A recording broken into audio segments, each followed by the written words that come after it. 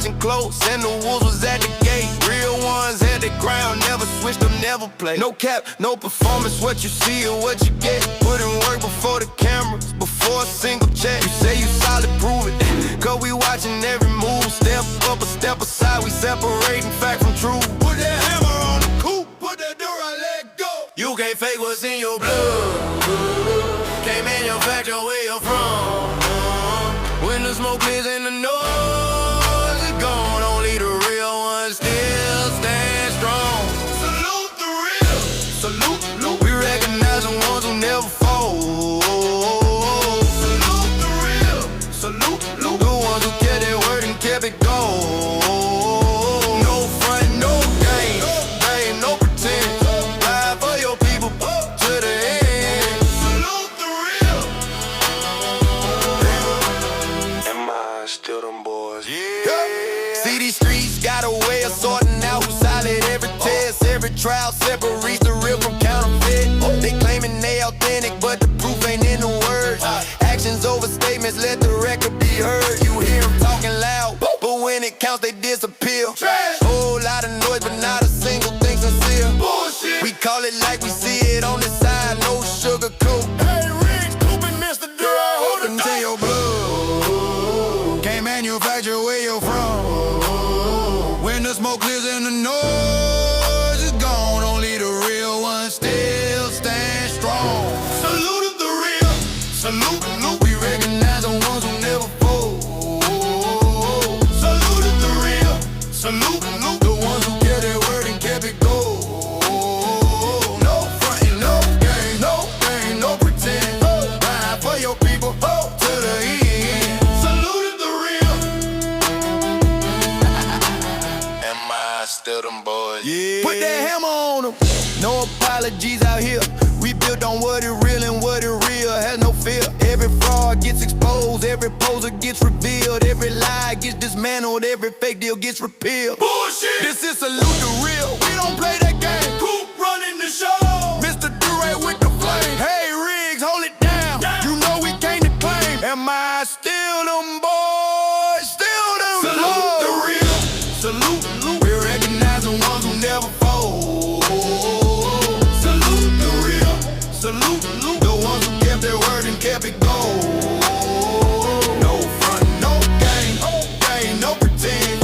Ride for your people to the end. Salute the real.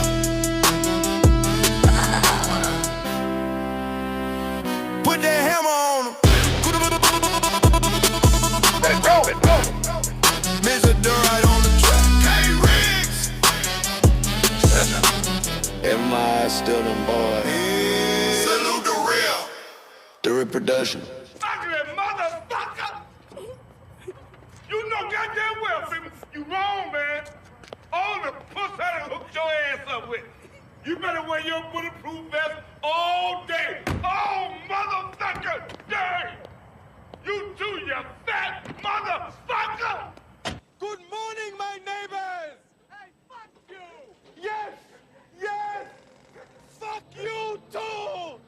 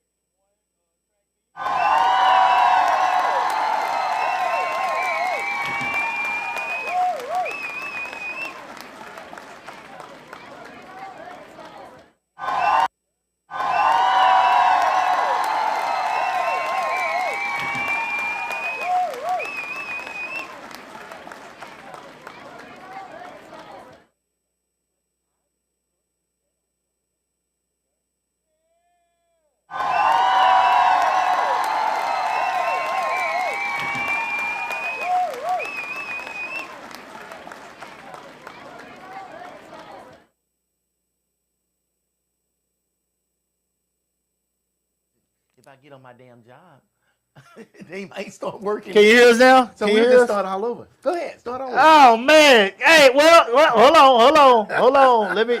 Look, goddamn, I don't even know what this bush at. Good morning, my neighbors. Now they heard all of that. I know. I want to start after that again. Fuck you too. All right, guys. So hey, Mike's on now. Thank my boy Tommy for telling us that because we've been sitting there talking the whole time. Yep. We hear sound effects. Okay, yeah. So can you hear it now? Can you hear the mics now, Tommy? Yeah.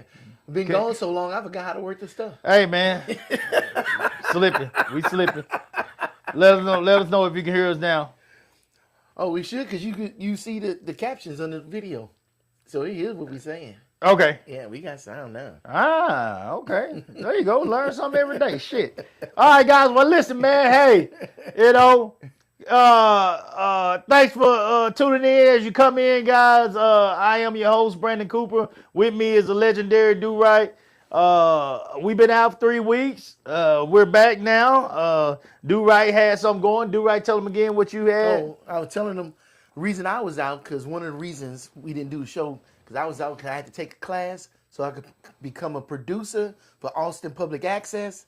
And my first project is going to be Clash of Texas. There it is. Yeah. There it is. Now what does that mean, Do Right? What does that mean? What does that mean you're going to be able to do it in Clash of Texas? Clash of Texas will be on cable TV. It's going to be on YouTube. It's going to be on all the places that you can see Austin Public Access.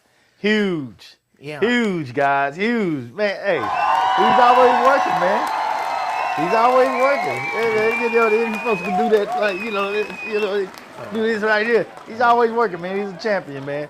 So I'm excited about that. That's cool. Now, I did not know that. So y'all are hearing it as you come in and watch the show today. You're hearing that at the same time I'm hearing it.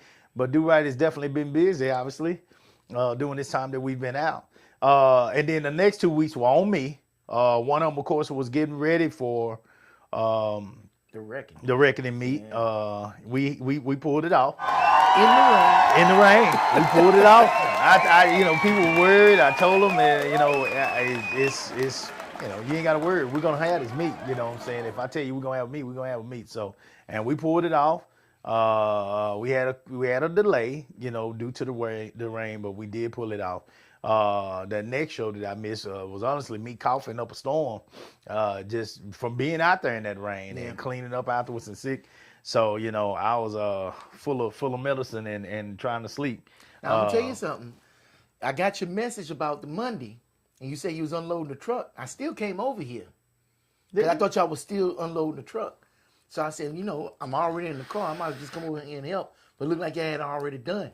But also, I had one of those Melinda special sandwiches for you. Man, shut the hell up. And I said, I might as well go ahead and come damn. But, I had to eat it for you. Damn! Let me tell y'all something. His old lady got a croissant sandwich, guys. It wasn't a croissant sandwich today. It wasn't croissant? She didn't have no croissants. She just put it on regular bread, but she toasted it and buttered that Oh, bread and everything. come on, man. It was still up to par. She almost didn't want to make it for you. She said, "But I ain't got the right bread." I said, "Coop ain't gonna worry about Don't having give the right two bread." fucks about that bread. Don't give two fucks what she used. Sunbeam, Mrs. Barrett. I wouldn't give a shit. Wheat, white, and toasted. Man, it don't even matter, man. That's good eating that she got over there. Man, I sure hate I missed that, man. But yeah, we had to unload that truck, man, and we got all that done. God damn, it was a lot of work, man. So but we got it done. The meet was good, guys. Had over 950 athletes out there for the first meet.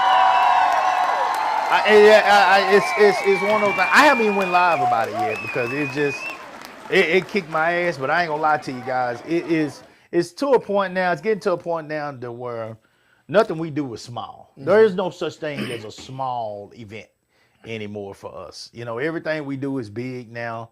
Because 900 and some kids, guys, that's a regular meet. That is a regular event. Like that's some teams don't get that many for their actual one meet. And we have 3. It sounded like it was almost the same size as Texas Relay. No. Texas Relay is a humongous. That's a lot. And That's a lot. that's been going on a long time. But you had 900. I had 900 some athletes. I had we don't had sell over yourself short, man. we had over 2,500 spectators and 900 over 950 something, 970 something like that athletes participated on that Saturday. And that's just the first. That's with Easter weekend. Yeah. Wow. Come on. That's Texas Relays. Yeah. And rain. Yeah. And we had damn near. It would have been over 1,000 if I hadn't closed it down. So I mean, we're very blessed. We're very blessed. It's to a point now where people recognize that. I see. Dion said, as per usual. Yeah, it's to a point, Dion. Seriously, it's not even bragging no more. It's just the truth. It's that when we host a meet, we're gonna do our best to give them the show that they're coming for, the event they're coming for. It's an event now. It's not a track meet anymore for us. And so now we're slowly reaching back into our energy bases and preparing ourselves for Clash of Texas. And it's gonna be a monster this year, guys. Y'all get ready. May 2nd and 3rd, 2026, Tony Berger Stadium. We're looking at 3,000 athletes, guys. I'm telling you now. Last year was 2,800, so I'm almost. Unless a tornado is in the in the area, we're looking at probably about 3,000 athletes probably signing up. I mean, it grows every year, so it's gonna be a hell of an event. But I mean, it's an amazing event. It's an amazing experience, and we're going all out and getting them. We've got those kids. All my awards are in. I think the trophy's on the way, but all the other awards are in. We've gotten those kids so many awards this year. We're giving out $1,000 scholarships to top 17, 18-year-old athletes in the meet. So we went up on that. It used to be $250. Now we're giving out $1,000 scholarships. Every first place athlete is gonna get about like 5 different awards. It's ridiculous, dog. Like rings, medals, hats, bags, badges for your Letterman jacket. Like we're going all in, man. So I'm shy. I'm excited about it. We also got this thing going. Me and Do Right got me excited this morning when he came in as well. I ain't seen him in a few days, guys. So he had a lot to tell me. I am very serious, guys, about this DJing thing. I'm going to jump straight into this. I love music. I always have. Used to rap, all that kind of stuff. And like I'm really enjoying like playing music for people and all this stuff. So I'm gonna get with my boy Quan, learn how to work this board once I get it. And I mean we're gonna go into and Do Right just told me that he has been preparing to tell me that he wants to go into business with me when it comes to that. It's so exciting. It's so exciting. I love bringing our people together and creating something special, something unique with our skill sets. And one thing about me, guys, you know what I'm saying? Like you like when I get excited about something, the reason it gets hard to beat me is because I will invest back into it and I don't give a shit what it costs. See, and I'm like that about everything I do. So then you get a person like Do Right that's just as passionate about the part that he brings to the table. And I'm gonna tell you right now, it's gonna be powerful. It's gonna be powerful, man. It's gonna be something. It's gonna be something very special. And so you take everything we're doing together and you just bring them all together and just make something very explosive. And I feel like we're gonna be able to throw some amazing events in the future. To where it's gonna be some dressed and press stuff in there. It's gonna be some backyard boogies in there. It's gonna be, just a whole lot of different type of events that we're gonna be able to host and have people shocked and have a good time. And that's what we want to do. We want to be able to get these 40 and up groups together and provide something nice for them where they can network, they can enjoy themselves, they can have fun, and not have to worry about, all the YN shit, Let's just be real, guys. The YN shit. We don't want to have to worry about that when we go out and to have a good time. Yeah. We want to be amongst a crowd of people that we can feel safe and secure and listen to some stuff from our age, but also kick a little of the new stuff in. But don't leave our age out. Don't leave the 80s, 90s, 2000s out. Those songs bring back memories. They bring back good times. You know what I'm saying? So, we want to be able to hear all that and have a good time. And I'm excited about the idea of it all. So it's going to be a fun thing, and we're going to keep investing in that as well. I'm talking about a custom. I told Do Right. I'm talking about getting a customized trailer to load all that stuff up. All of it. DJ on one side, Honey Badge on the other side. Just load big old trailer and probably end up, investing in a whole nother truck. I'm going to end up getting to say it sound like a truck. I'm going to get a whole nother truck. I'm ready to get I'm ready to get a whole nother truck, customized black. That thing it's gonna be labeled on one side, black on black, everything black on black, trailer and truck. We're gonna get it all done. If I'm gonna do it, guys, I'm gonna do it right. Yeah. And when I ride around, you gonna know what the fuck coming. You ain't gonna do it half-ass. You gonna do full ass. Shit, we going in. Full ass cheeks. Full ass cheeks. Silicone and all, goddamn. Full ass cheeks. All right. So anyway, that's all my stuff, guys. Thanks to everybody. Seriously, thanks to everybody that helped with the reckoning. Thanks to my Honey Badger family. Thanks to the teams that came. It was amazing, guys, and it set us up just fine for what we have coming in the future. So we're really happy about that. Do Right. On your end, real quick before we get started, what you got going on, man, other than what I told you? I still got Rhythm and Rise Live coming up June 27th this year. Starts at 2 p.m. We're going to have 36 hip-hop and R&B artists performing for your viewing pleasure in the comfort of your own home. You ain't got to pay nothing. Yep. All I need is your eyeballs. These people are begging for a platform. They just want to perform and entertain people. And we want to be entertained. Right. So I just want to be the conduit to bring everybody together. If you want to know about it, the website is live, rhythmandriselive.com. Go to it. You need to reach out to me if you want to be a part of it or something. rhythmandriselive@gmail.com. If you want to recommend artists, send them to me. I'm still looking for artists. Sponsors, if you want to sponsor, we looking for sponsors. You can sponsor in any kind of way that you can sponsor. You're a small business. You want to get some exposure, holler at your boy. And if you just want to help, you want to volunteer, you want to be behind the scenes, get with me. I can use all the help I can get because, like Coop said, if you're doing it all by yourself, you're dreaming too small. And I want this thing to bloom and blossom into something that we can be proud of.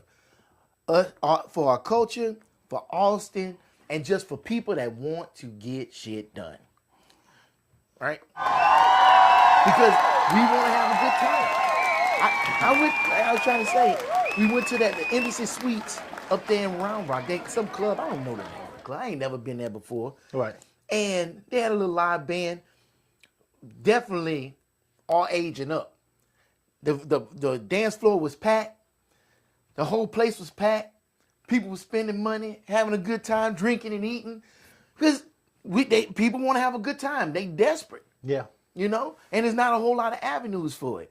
And it's like, okay, let's create more avenues.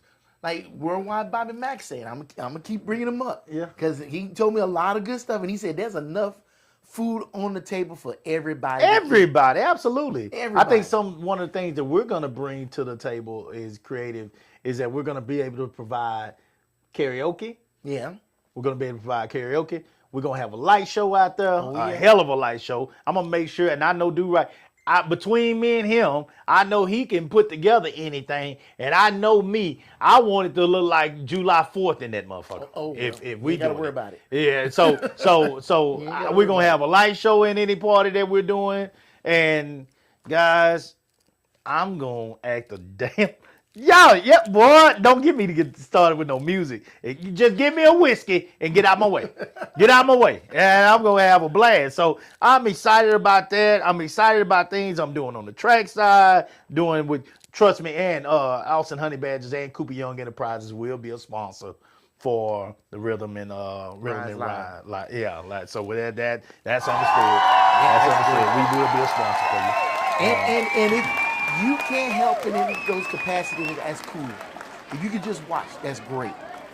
And spread the word. Yeah. I need your help. I'm asking you personally. Help us out spreading the word so we can get people watching because there is talent in Have you Austin, created a flyer Texas. yet? Bruh, it's already in works. We started promoting this week. Okay. It's already I was going saying, I down. got to get your flyer because I got to start. I got to come to you with the sponsor package. Okay. Oh, we had to wait for the lawyer to finish the contract. That's the only thing we've been waiting on. So Okay. now we can move full steam ahead. Okay. So yeah, bruh, it's going down. Okay. Like an elevator from the Empire State Building. All right. So yeah. Well, do right. You got something interesting for us yeah. today. Oh yeah. You wanna lead us into this topic that we got? Yeah. Hey guys, before we get started, like, share, subscribe on the YouTube page, guys. Live with the Coopers. Follow us, guys. Share. You know, we talk about a lot of good stuff on here, and I think we got another good one today. This one hit me hard. Okay. This one hit me Here we hard. go. Here we go. Because when I saw it, as soon as I saw it, 2 seconds after it, I sent it to Cooper. I said, Cooper, we got to talk about You this. did. You did. And oh, this hits me. And I'm go ahead and put the what's the warning up front. Uh-oh. The warning is what you about to see, because we're gonna play the clip. Okay. I have nothing against this woman talking in this video. Absolutely nothing. And I get it. And my condolences to her and everything. Right. But we're gonna talk about this whole subject, and we're gonna get into it. So I just want to say that right now. I am not talking about this woman. I am not criticizing this woman or anything else. But instead of telling you what it is, I'm gonna show you. That's what we're gonna do. All right. Here we go. Pull up. Pull Here up. we go. I got my coffee, guys. Get yours. Pull up. Oh, don't tell me this Can you thing hear ain't it? got no sound. Uh-oh. Hold on. Let me go back. This is the first time I played a video on here. Audio. Yeah, I think I know what's wrong. USB local video. There we go. He was I got it. an amazing man to me. We're gonna go back. And we'll start this again. I'm struggling with Uh-oh. letting go No, it's of the playing different. anger because Some reason we now can't I'm hear. questioning, did he even really love me? Well, that's The word Well, let says us that know if y'all God can heals hear the that video. brokenhearted and he binds up their wounds. When you study the text and understand start what from the brokenhearted beginning? means, it means Yeah, to it be started from the beginning. shattered. Okay. It means to be dismantled, broken into little pieces, and then God Let us know if binds y'all you can hear together. That means that he takes his time. And he walks with you in every step, and he pick up all of those pieces that are on the floor with you, not without you. He walks with you to pick up every piece of you that was shattered. And he looks, and when he pieces you back together, he said, this no longer will fit. So I'm going to make a new piece that's going to fit right here. That new piece is now a new identity. And as much as it hurts, because on that walk, on that journey, we have our healer right with us. And God is so personal with you. He is so intimate that he's with you every step of the way. And so every time you go to collect a piece, thank God. Every time you go and collect another piece, God, thank you for getting me through this day that's collecting another piece. God, thank you for helping me not internalize this. God, thank you for giving me a new language. God, thank you. As we continue to show gratitude to God, we start to see just how powerful God is as a healer in our life. So I want you to be with God on this step every single day. I want you to take this up with God because he's going to come in. And when I tell you, he's going to bring you together in a way that you would never understand. It is going to blow your mind, sis, because I've been there. I've been at the feet of God crying and screaming with snot rolling down my nose and eyes rolling down my face. Eyes to the top of my head because my head was so low. But guess what? In those moments, every single moment I felt lighter. Because you know why? God showed me in those deeper moments that I was protecting you from something. It was something that you never saw was coming. You couldn't see it because you had your love blinders on. But I'm showing you the character of who this person is because your heart couldn't identify that y'all were misaligned, but I could, which is the reason why we delight in the Lord and we assign our hearts and we attach our heart and we align our desires with God. Because when we align our desires with God, it becomes his desires. So we want to thank God right now for showing that that person didn't have the capacity. Because how dare you leave me at my lowest moments? But thank you for leaving me at my lowest moment because I met God at my lowest moment. So God is about to take me to my highest moment. Amen? Amen. You got this, baby. Thank you. Did a man that paid for a whole wedding really love me? He decided to leave All right. because I was grieving my Now, I son. hope who y'all was committed. able to hear that. Y'all probably already seen that. As you know, that's the. And before that, he was an amazing What was man. the thing? I already thought about this. I'm struggling with And letting go the of the first anger thing- because Now I'm let's questioning break did it down. he What was the really love me? what was the The latest word question? says that or God what heals was the her- brokenhearted she and got he up there and binds up she- their she wounds. said, When you study the text and how understand what could brokenhearted a means, it man who means to be paid for a whole shattered. wedding It means to be leave her dismantled, after her son broken into little was pieces, and then God committed binds you suicide? together. That means that he takes his And how time. could he just leave and he her like walks that? with you in every step, and he pick up Then all of the those other- I don't know pieces the that are other on the floor Yeah. She with got up you, there not without you. and she he basically walks started with you to preaching. pick up Yeah. every piece always of does. you And you that heard was what she shattered. said. And he looks, and when he pieces you back First together, thing he I said, this do no not longer will fit. understand. So I'm going to make a new piece that's going It to is fit right so here. hard for black people to That go new piece is now seek a new therapy because identity. They don't want nobody and in as their much business. as it hurts, But yet because you'll on go that walk, into on that journey, we have our healer right with us. full And of God messy is black so people personal with you. He and is put so your business intimate all out that he's there with you every step for of the somebody way. to sit up And so here every time you and go to collect critique a piece, thank your God. business Every back time to you go you. and collect another piece, God, Who thank you for does helping that? me through this day that's How collecting is- another piece. how is God, that thank you for helping me not sensible? internalize this. Instead of God, going thank to you for giving somebody me a that's new trained in language. this God, thank you. to As we get continue to actual show help gratitude and to God, understanding, we start to see you just how go powerful in God front is of as a a healer live in our studio life. audience So I want you to be with to God let on people this sit step up here, every judge single you, day. I laugh want you at to you, take this up ridicule with you, God because and make He's fun going of to your come in, plight. and when I tell you He's going to bring you How does that together make in a sense? way that you would never understand. It is going to blow your mind, sis. because Somebody I've been please there. explain. I'm at the Please feet get of in the God, comments crying and and screaming explain with this to snot me. rolling I down don't my nose understand. and eyes rolling down my face. Eyes to I- the top I of don't my head understand because how my that head works. was so low. Second But thing. guess what? In those moments, Second thing, every thing single that moment really I felt lighter. triggered me, and Because you I'm know putting why? down some notes. Go God ahead. showed me I'ma in those tell you what deeper triggered moments me. that I was protecting the lady you from got up there and she said it was something son that you committed never suicide saw and was everything. coming.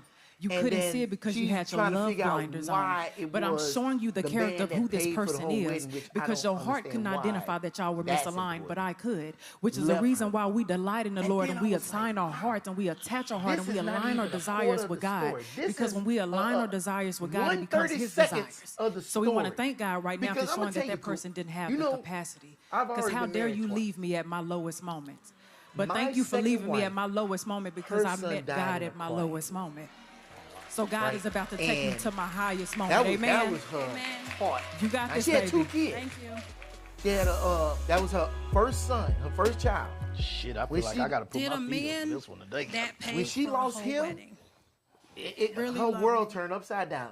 he Understandably. decided to Yeah. leave To the point to where she almost forgot because she had I was another grieving child. my son who committed. She was letting everything go behind on And bills. before that, you know, just he was an amazing man to everything me. else in the world, damn near ceased to exist I'm struggling with because she was in letting mourning. go and that's of the understandable. anger I mean, because losing a child now is I'm not questioning easy. I did couldn't he imagine. even It has not happened to me. The word but says that God heals that's the one of my brokenhearted biggest and He fears. binds up their wounds. Is one of my Study the children text and died. Any understand good- what brokenhearted parent. means. It Yeah. means to be And shattered. so It means to be I understood that. dismantled, broken And into little that's pieces, why and then God I already binds knew you her. I together. went That to means that school He with her and takes His everything. time.